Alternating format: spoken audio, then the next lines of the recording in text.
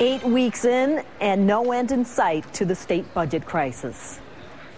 Good evening. The late budget means dozens of state parks remain closed, and now a local construction company is forced to bring its projects to a halt. News 4's Milas Hairston joins us live at the 190-290 split. He has the details tonight. Milas? It's that time of year when you see a lot of signs like the one you see behind me. It's construction season, and for a lot of workers, this is the time of year when they make most of their money. But their patience is being tested because their paychecks may not be there.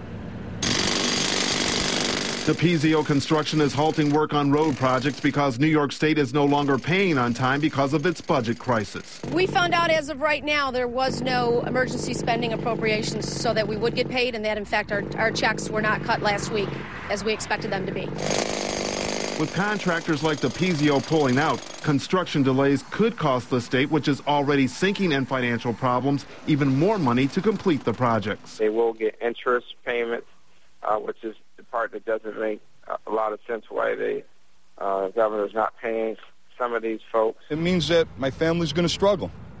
That's what it means. Bottom line. For people who work on these projects, their patience is being tested. This is when we work. This is when we fill our pockets and our bank books. We get ready for the coming year, for the winter. Winter's always a hardship in this business. Many taxpayers are dealing with a different kind of hardship, the closure of 55 state parks.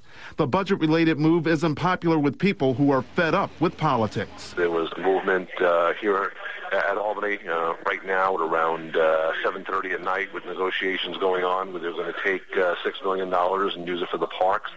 Instead, the governor insisted that they take out over $100 million from the Environmental Protection Fund. I believe that if the governor wants to open the parks, he can open them today.